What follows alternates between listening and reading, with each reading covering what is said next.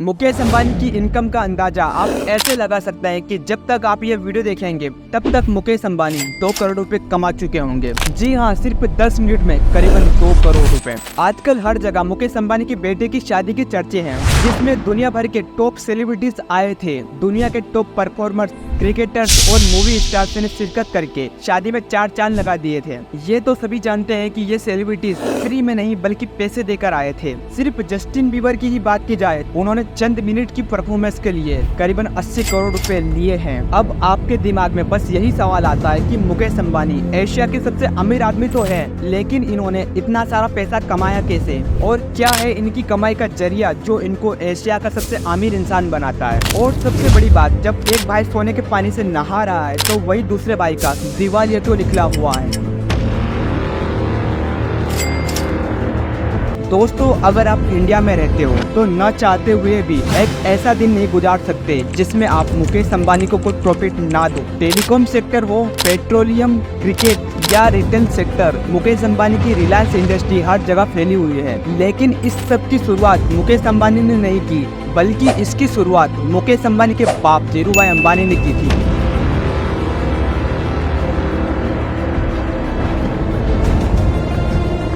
1950 में धीरूभाई अंबानी गुजरात से एक अच्छी जॉब मिलने के लिए यमन चले गए। उन्होंने 8 सालों तक पेट्रोल पंप पर और पार्ट टाइम में इंपोर्ट एक्सपोर्ट के एक कारोबार में क्लर्क की नौकरी की और इस कारोबार को करीब से समझने की कोशिश की। 8 सालों के बाद 1958 में ये वापस इंडिया आए और इस बार उनके पास एक बिजनेस आइडिया मौजूद था। उन्होंने एक ट्रेडिंग बिजनेस स्टार्ट किया जिसे रिलायंस कॉर्पोरेट कमर्शियल के नाम से जाना जाने लगा। शुरुआत में यह आरसीसी कंपनी सिर्फ मसालों का व्यवसाय करने लगी। वो इंडिया से मसाले खरीदकर उनको मिडिल ईस्ट और अफ्रीका में एक्सपोर्ट करते थे। क्योंकि 8 साल से इंपोर्ट एक्सपोर्ट के काम का अनुभव रहने के बावजूद धीरूभाई को इस बिजनेस का काफी एक्सपीरियंस था, इसीलिए देखते ही देखते कामयाबी की सीढ़ियां उनके लिए आसान बनती चली गई। लेकिन धीरूभाई अंबानी कुछ और भी करना चाहते थे। उन्होंने सोचा कि इंपोर्ट एक्सपोर्ट तो चल ही रहा है, अब क्यों ना मैन्युफैक्चरिंग बिजनेस में भी कदम रखा जाए। और 1966 में उन्होंने रिलायंस टेक्सटाइल के नाम से एक नई कंपनी लॉन्च करी। उस वक्त कॉटन पर भारत सरकार की तरफ से काफी सख्ती थी, जिसकी वजह से पूरी इंडियन टेक्सटाइल इंडस्ट्री में भूचाल मचा हुआ था। इसी दौरान धीरूभाई अंबानी ने कॉटन की बजाय सिंथेटिक टेक्सटाइल का इस्तेमाल शुरू कर दिया, यानी केमिकल प्रोसेस के जरिए कपड़े बनाए जाने लगे,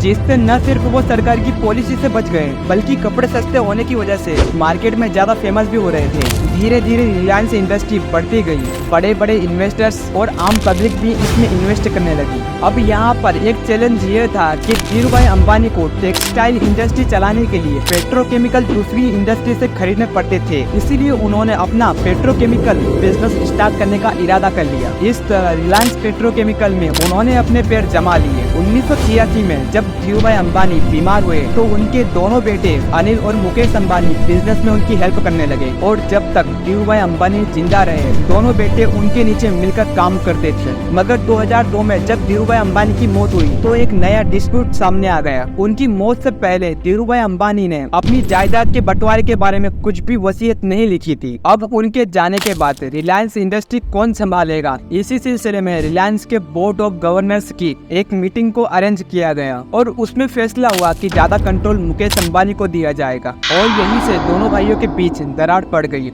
दोनों भाई आपस में लड़ने लग गए और एक दूसरे से बातचीत खत्म कर दी। लेकिन उनकी माँ से यह सब न देखा गया और उन्होंने फैसला किया कि दोनों भाई बिजनेस को आधा आधा डिवाइड कर ले और अपना अपना काम करें। इस तरह रिलायंस इंडस्ट्री को 2 भाइयों में डिवाइड कर दिया गया। रिलायंस ऑयल, गैस, पेट्रोकेमिकल्स और मैन्युफैक्चरिंग मुकेश अंबानी के हिस्से में आए और रिलायंस एनर्जी, टेलीकॉम सेक्टर और रिलायंस कैपिटल अनिल अंबानी को मिले। इस तरह ये प्रॉब्लम तो सॉल्व हो गई, पर दोनों की दूरियां बढ़ती चली गई। मुकेश अंबानी ने अपने हिस्से के बिजनेस को मेहनत करके बढ़ाना शुरू कर दिया। उनके हिस्से में जो जामनगर रिफाइनरी आई थी, उन्होंने उसकी प्रोडक्शन को बढ़ाकर उसमें state of the art manufacturing facility install करके उसे दुनिया की सबसे बड़ी पेट्रोलियम रिफाइनरी बना दिया। उसके बाद मुकेश अंबानी ने रिटेल इंडस्ट्री में भी कदम रखा। ऐसे कई सुपरमार्ट्स खोले जहां कंज्यूमर्स को सभी आइटम्स डिस्काउंटेड रेट्स पर एक ही जगह मिल जाया करते थे। 2016 में मुकेश अंबानी ने टेलीकॉम इंडस्ट्री में भी कदम रखा और और ये कदम इतना भारी था जो टेलीकॉम इंडस्ट्री के दूसरे कॉम्पिटिटर को कुचलने वाला था। जियो के नाम से उन्होंने एक मोबाइल नेटवर्क को लॉन्च किया जिसमें कॉल्स, डाटा और एसएमएस को पब्लिक के लिए फ्री कर दिया। लोगों ने दूसरे नेटवर्क को छोड़कर धड़ाधड़ जियो सिम खरीदना शुरू कर दिया क्योंकि यहाँ पर सब कुछ फ्री मिल रहा था।